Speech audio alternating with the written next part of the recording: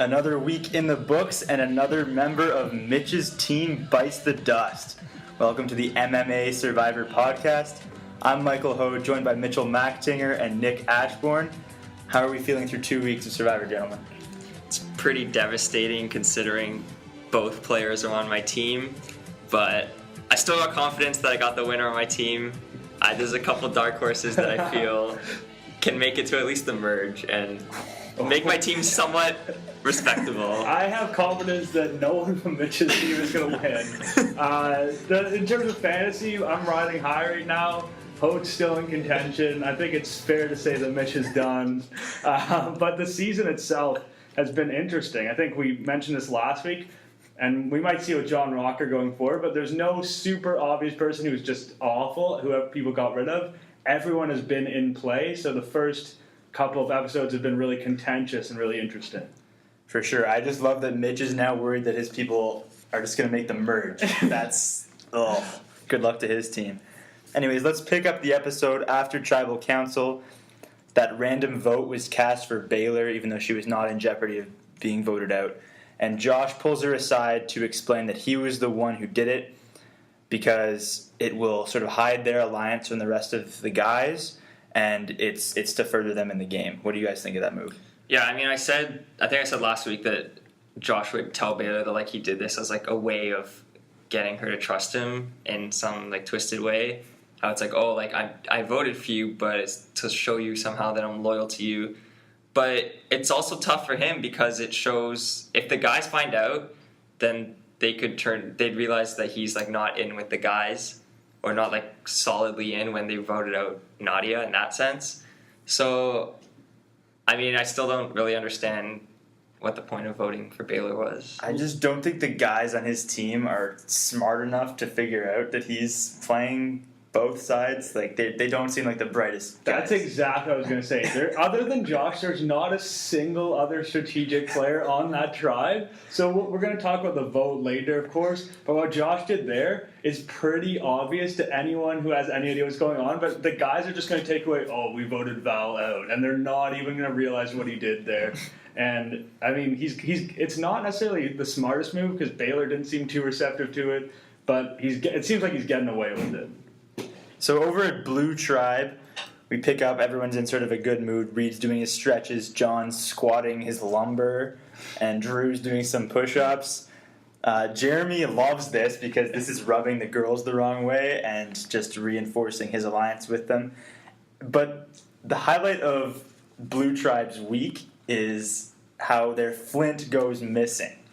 And it comes out that John is the one who lost it. He had, I think, dropped it in the fire pit and burned to a crisp or something. That's the vibe I was getting. He thinks it's in his best interest just to own it and admit that he was the one who did it. This is probably just putting him higher up on their chopping block. I mean, we've been joking about it before. Keith is a factor. He's there both times the flints have gone missing. It may be a coincidence. I'm going to say it's almost 100% that it is a coincidence, but you can't ignore it. He was there. He was there both times the flint has gone missing. Flint doesn't go missing very often, so keep an eye on Keith. The survivor saboteur. No, I mean, I don't know why he admitted it. I think he could have just been I put it over there, and now it's missing, and it still would have just gone by on the wayside. I don't think it didn't look like people were that mad at him either, but we'll see what happens. Over at the duel arena, Natalie realizes that Nadia is the one who was voted out. She starts to cry. This is the first time in 10 years that she's cried. I don't know if I buy that, but there's no more Twinny with her in the game. But Mitch, this might be good news to you. She reveals that now that her twin's gone, she's more motivated, so it doesn't sound like she's going to be the quitter like we thought. I'll throw out the prediction now that she makes it to merge. You better hope so. Silence among the crowd. I was just saying that's kind of maybe your only chance. I'm going to be honest with you, and this is something I do in reality TV sometimes, and it might be considered a faux pas, but when something like this happens, I fast forward. I fast forward through her crying. It's just a boring human interest thing. I just have no time for it. I fast forward to Rocker and Julie's challenge. Didn't want to see it. There's nothing strategic there. There's nothing that has to do with the game. It's just her weeping. I'm not down to see it. It's interesting because when I fast forward, if I fast forward through Survivor, it's always through the challenges. And when I talk to more casual viewers of the show, they're like, oh, I love the challenges. I just fast forward through all the camp life. And I'm like, the whole point of Survivor is the strategy and voting people out. So I don't understand why they would fast forward through the camp. I don't think that's the camp. No, I understand. That's a strategic moment. I understand what you're saying, but it just reminded me of that point that befuddles me to Just this to day. clarify, you were not accusing Nick of being a casual fan? Or are you making that Maybe I'm accusing him of being a fast forwarder. I don't know what's worse. harsh? How many more points do I have than you right now? Look at the scoreboard. Anyways, on to the part of the show that Nick actually watched, the Exile Island Challenge. Again, they have to do rock paper scissors. Orange Tribe wins. John Rocker wins it. He went with paper. Are you surprised he didn't go with rock after his own name? That didn't occur to me, That did but not that occur would to be me. the obvious choice. So he wins it. He volunteers himself to play in the challenge. That means Julie has to go for Blue Tribe. The challenge is to balance a ball on this platform as you maneuver through a series of obstacles, and then once you do that, you have to roll 3 balls into these slots on a board. I actually thought Julie had a really good chance at winning this, just looking at it going in. It's not really conducive to that tall guy with the bad balance, it seems. Julie did end up winning. She won in a blowout, actually. John dropped his ball 3 times. He didn't even make it to the second half of the challenge. Were you at all surprised by this blowout win? I don't understand why, especially for Rocker, why he would volunteer himself to go and do this duel. He has nothing to prove. He's already the biggest guy and biggest physical threat. And volunteering just puts you and potentially your loved one in a bad spot if you end up winning. So my first thought was, why can't Natalie go in? I know she doesn't have a loved one, but in that sense, it sort of shakes it up. Like, who would she face from Yellow, and how would they decide that? I don't know if that's like in the the Survivor rules that we don't know about, but I was not a fan of volunteering. I think that also one thing that you have to do is give Julie some credit here. She had great composure. Rocker was faster than her. Whenever Rocker was moving, he was moving a lot faster than she was, but she was confident that if she was careful, Rocker would mess up, and he did repeatedly. So she showed impressive composure and strategy for me, and I think that she's a sneaky good player. It's a little bit better than we might have thought. She definitely proved herself a bit in that challenge. But after Jeff asks John what it's like losing to his girlfriend, he's like, oh, take friend out of there. I lost to a girl. I'm not happy about that. So That's just a devastatingly terrible thing to say. the true Rocker is coming back to the surface. So now Julie has to choose someone from her own tribe to accompany Rocker to exile, and she chooses Jeremy, which actually surprised me. What about you guys? I mean, Val's already been to exile, so in that sense, it didn't really burn another bridge, I guess. And it sort of sent the 2 Titans to Exile Island. I didn't like it from Julie's perspective. I don't know. She doesn't seem to be involved with Jeremy yet, so I don't know if she's picked up on the fact there's a bit of a Jeremy-woman alliance going on. But that would be the most obvious fit for her in the game, and instead she potentially angered the guy who's the kingpin of that alliance. So I don't really know what her plan is. Is her long-term plan to get in with like the Drew Christies of the world? Like, I just don't see that being a big match. And I say that someone who took Drew Christie in the second round and have been regretting it ever since. After the challenge, Reed brings it to Jeff's attention that their flint is missing. And this is after the challenge, and they want to trade their beans, whatever beans they have left in their bag, for the flint. And Jeff more or less says, hell no. They're mad that they didn't make the offer off the top. They waited to see if they actually won the challenge before bartering.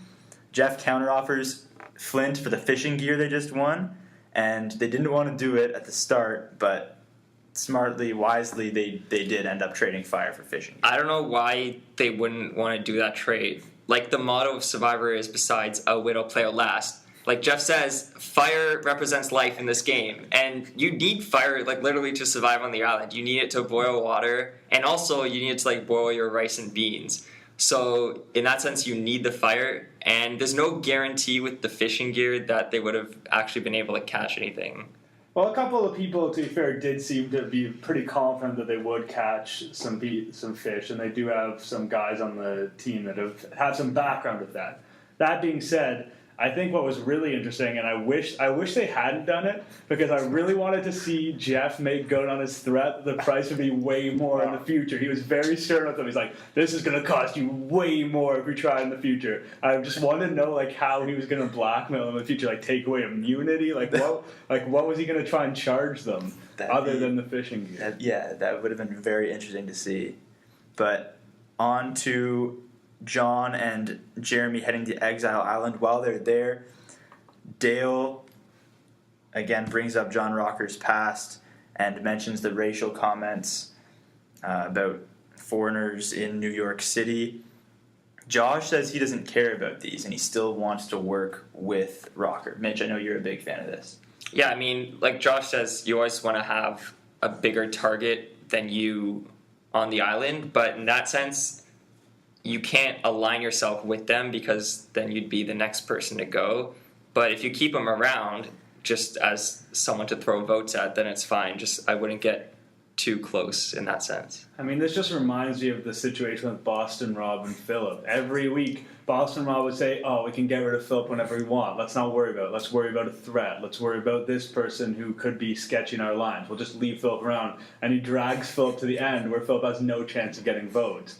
You could see a similar situation play out with Josh, providing that tribe doesn't get decimated, which unfortunately for Mitch it looks like they are. You could see something like that happen where Josh keeps keeping John Rocker around, just kind of to deflect attention and blame. On Exile Island, Jeremy's the one who gets the clue to the idol, but he shares it with John, and they make a pact to protect each other's loved ones. But Jeremy says if he sees next week that Val's gone, Julie's going to be following her immediately after. So Jeremy, for now, temporarily, is in yet another alliance, sitting pretty. Yeah, I'm surprised this doesn't happen more often. I mean, it makes complete sense to sort of build up your numbers on the other tribe while you can. So then when you get to the merge, it's almost half the people left, right?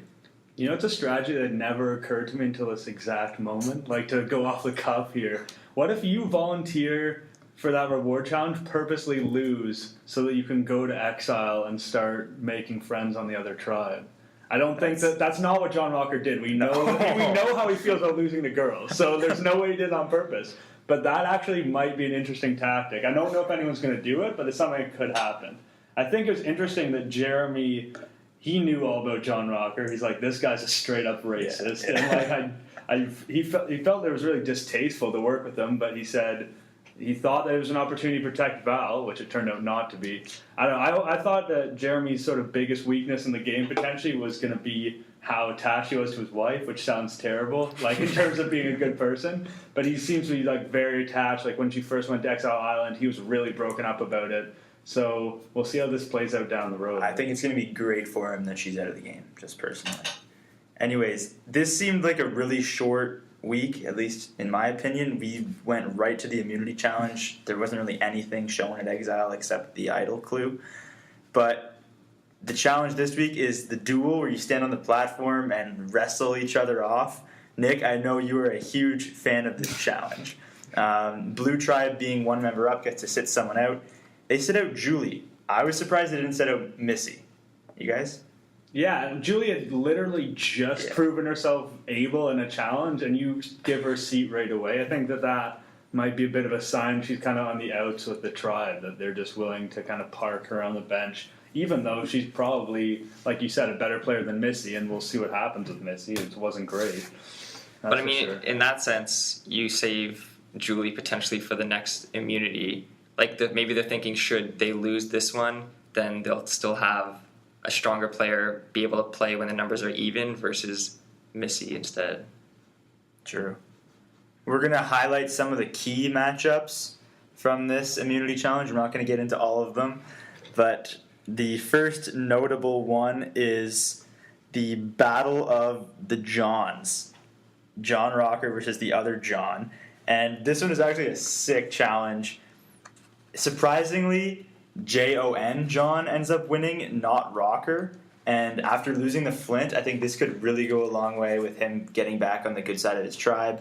And after the battle there, Rocker's nose was bleeding. I don't think that was the worst injury we saw. We'll touch on that, but it was surprising to see Rocker lose, and then Wes also beat Jeremy. So the two who we thought were the biggest physical competitors lost pretty easily in the challenge. Well, this is one also where you just have to get low. And I mean, Jeremy really did a terrible job of that, but John Rocker as well is just a really tall guy, and I think that this kind of challenge, you assume because of his strength that it would play well, but because of his height, this challenge might not be as good for him as it might appear. On to Missy and Baylor. They both say they're picturing one of Missy's exes, so that it'll give them extra motivation. And Missy comes out charging and hits Baylor. Baylor just stops and starts crying.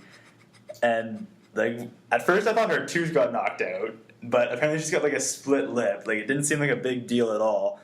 And after some emotional moments that Jeff really played up, Baylor ends up winning, and Missy just half-assed the whole battle. Yeah, I'm laughing about it now, but at the time I was like, wow, this is true blood versus water. And if any emotional matchup happened, it would be this one. I was laughing at it at the time, for sure. Baylor showed herself to be a pathetically weak physical competitor. Taking an incredibly small injury like that and being hurt so badly by it. I mean, was that part of her tactic to make her mom feel bad for her? And then, I don't know if she's that clever. If that was a tactic, that was a hell of a tactic. At first, I thought she was playing it up and just going to knock her off. Just I think last season, Aris and Vitas, Vitas pretended to be down, Aris was get back up, and Vitas tried to knock him off when he wasn't looking. I thought Baylor was going to pull the same thing, but she didn't. And last thing about that is the way Baylor threw down her thing after she won that celebration. Oh yeah, I won. It's what? You are way worse than your 48-year-old mom. You shouldn't be proud of yourself. She let you win because you were such a wuss. I don't know.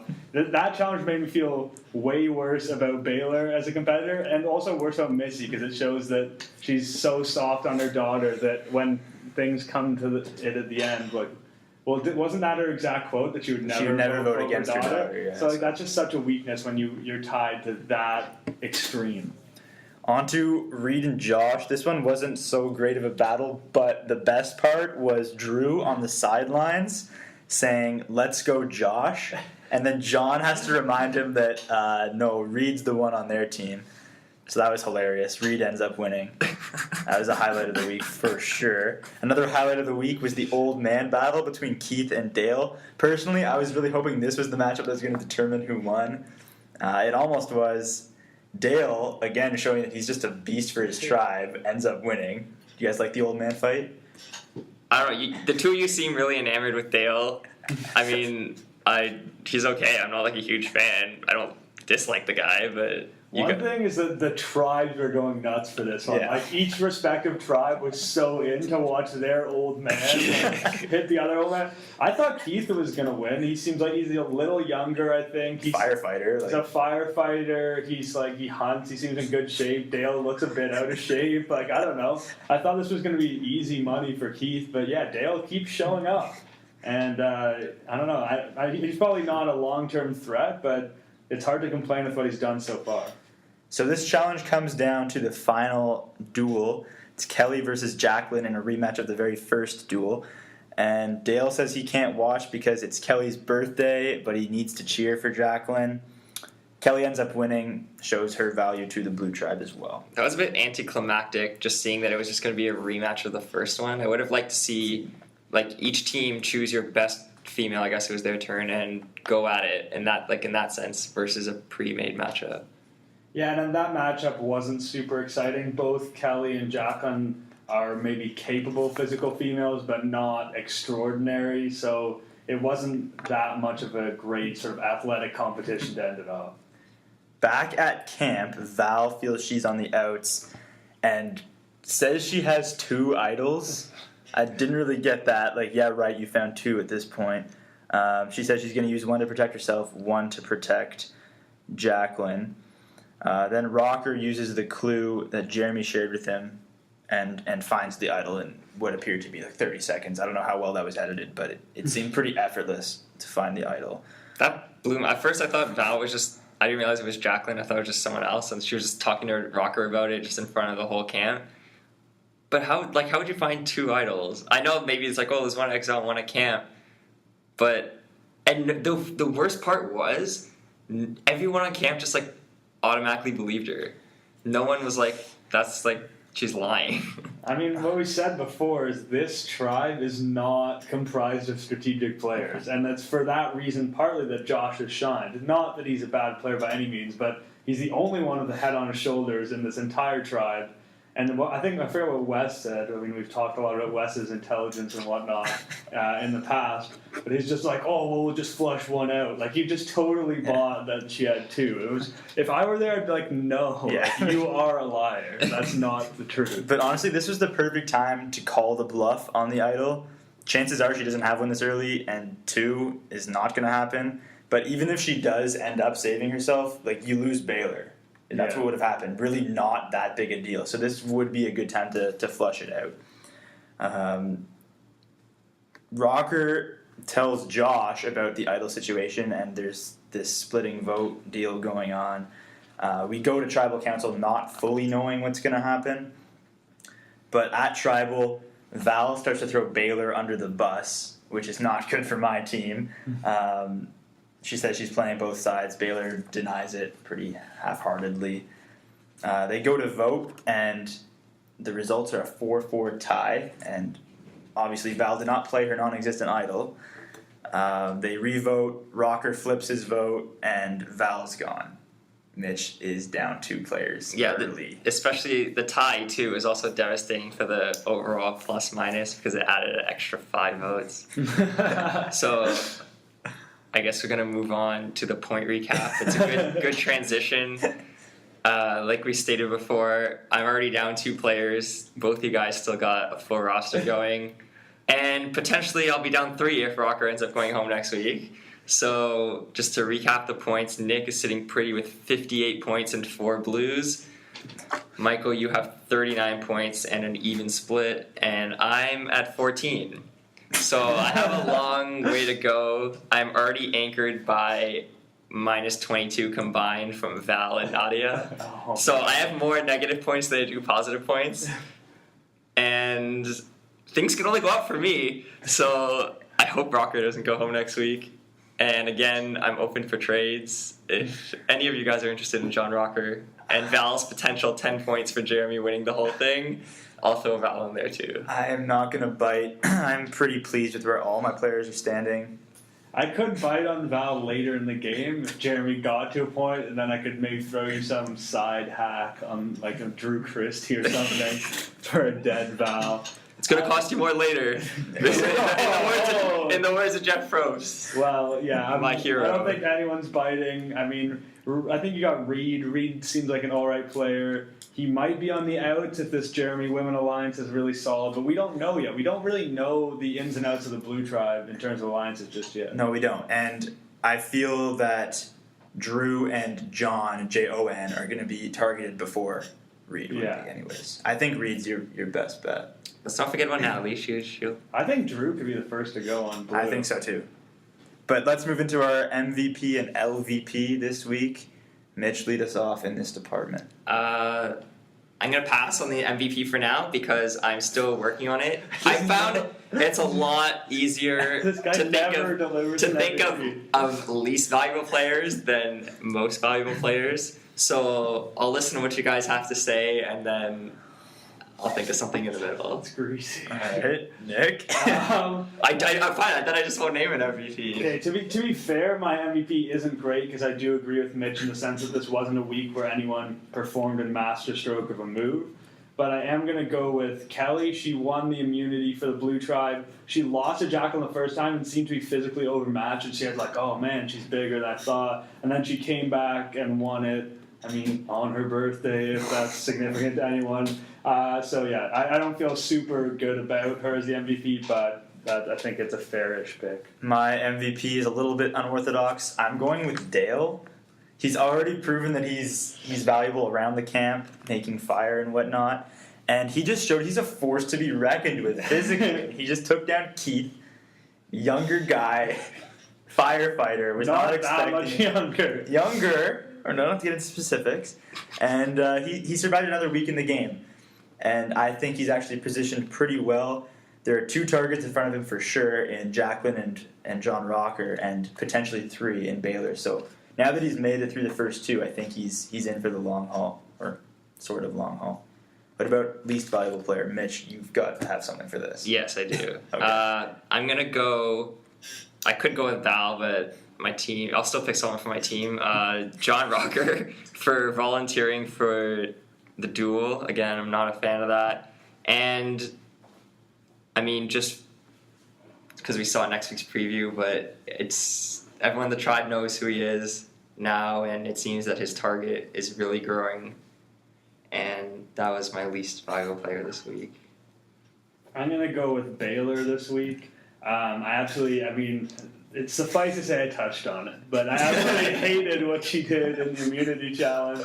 And then also the fact that Val just kept throwing her under the bus on the way out. I don't think that's going to have a huge effect, but I think it'll stir up in the minds of guys like Dale and Alec and that tribe, like, really is Baylor someone that we want? I think that they want it to be a pretty solid man alliance, and that Josh is probably going to have to work fairly hard to keep Baylor involved at a certain point. My least valuable player is also John Rocker. He lost reward for his tribe and made it known that he was not happy about losing to a girl. Lost to John in a physical challenge, and physical challenges should be his bread and butter. He turned and voted out an ally in Val. He did find the immunity idol, but it sounded like he's going to hold on to that until like very close to the merge, so I actually think he might get voted out with that in his pocket. Which would be even more devastating for my team. Things are not looking good. Can we get a recap on how many points you'd lose if he goes out with an idol in his I pocket? think it was -7. It's something... No, 7's for finding the idol. I'll get it up here while we... Okay, we'll move on to the biggest social/strategic blunder. We'll start with Nick on this one. It's funny because I didn't think that this was that strategic an episode. So I'm going to say my biggest social blunder is Drew not knowing the name of his teammate. Like I said, I think he's a guy who could potentially be on the chopping block, and he's really just spreading the idea of him as being a dumb jock who doesn't have any kind of strategic game. So I think he might be an easy person for the Blue to vote out. Biggest social blunder for me was John losing the Flint. If Blue had to go to tribal council, it would have been really interesting to see what happened. I think he would have survived. He got back in the good books by beating John Rocker, and now he has a few more days to let that whole incident blow over, get back on track. It didn't look like it was a big a deal as you're making it sound. I don't know. I think they were upset. They did lose their fishing. Like, I know we said it wasn't that big a deal to have fishing gear, but they did lose that. And considering that tribe hasn't necessarily solidified because they haven't been to tribal council, he might have been an easy choice for everyone to land on, because then you wouldn't have to worry about the intricacies. But the way I see it, or my reasoning behind it, is there were no confessionals after to be like, wow, like John's an idiot, he lost to Flint. Keith seemed pretty disappointed. I don't know. Second time. I just don't think it was a big idea. It was, Keith. Not letting go of that idea. Yeah. We'll see if this one lasts. If this one doesn't last, I'm blaming Something's Keith. up. Something's up for sure. So, back to being voted with the immunity idol, John Rocker is -15. Plus all the votes that would be against him, too, so that's like easily -20. And if it was like unanimous, it'd be like, I don't even want to talk about it. That's actually a huge game changer. Even if later on, like if Nick's players voted out with the idol, that's a huge equalizer. For you. No, you're still in this. Couple that with the quitter. If we each have like one of those people, you're right back in it. Man, what if Mitch has the quitter? Then it's officially over. This is how not to draft a fantasy survivor team. Okay, my biggest social blunder again was Drew cheering for Josh over Reed. That's pretty much the highlight of the episode. And the strategic blunder, obviously Val. We're just saying that she has 2 idols. And the bigger blunder for me is that no one questioned it, and they just took it for what it was. I feel like Josh didn't really believe it. Like he said, because John Rocker brought him this information. He was like, I don't know about that, but because he just knew. He's like, we'll split the votes, and if things go down, I'll just make sure Val goes home. Like, he was confident that it was going to fly his way, so he could kind of quote unquote accept the information from Rocker. But I don't think he believed. I don't think the stakes were high enough really for them to care. Like if it was Val or Baylor, didn't really matter. Exactly. Biggest challenge beast for me, an honorable mention to Julie and John. Both of them took down John Rocker at one point this week. But I am going to go with Kelly. She was 1-1 in the immunity challenge, but she was the one who ended up icing it for her tribe. She won the immunity on her birthday, and just so far, I'm really pleased with Kelly. All my challenge beasts are, again, John for beating his namesake, Rocker, and Wes for beating Jeremy. I know Wes is like a big guy, but I think, at least for me, I put a lot of stake into Jeremy being the second best to Rocker. So those are my challenge beasts. Consider Rocker the best after this rough week that he had. I'm surprised Hoad didn't say this, so I'm going to say it on his behalf. Biggest challenge beast is Dale. I don't know, that matchup just seemed to have higher stakes. It was an elimination matchup.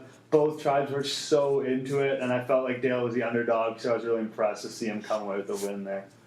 Yeah, I felt I couldn't go with Dale as MVP and challenge beast, but definitely honorable mention to him.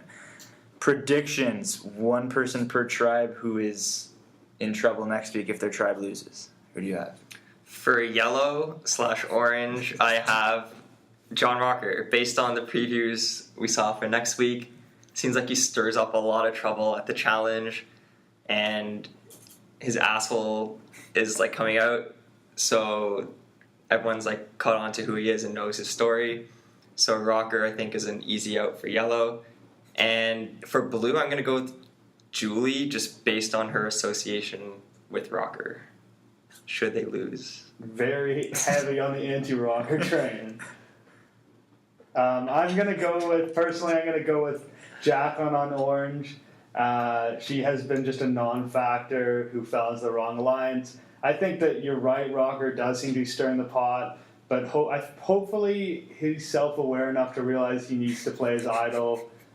Hopefully for your sake, really, more than anything else. So I'll say Jacqueline. I'd love to see Rocker go home, but I'll say Jacqueline. And for the blue tribe, I'm gonna say Drew. I think that Jeremy and the women do have something going, and I think that Drew's kind of the most obvious nothing player to go, and that pains me because the two players I pegged are on my own roster. I have the same predictions as you, Jacqueline for the orange, not yellow tribe.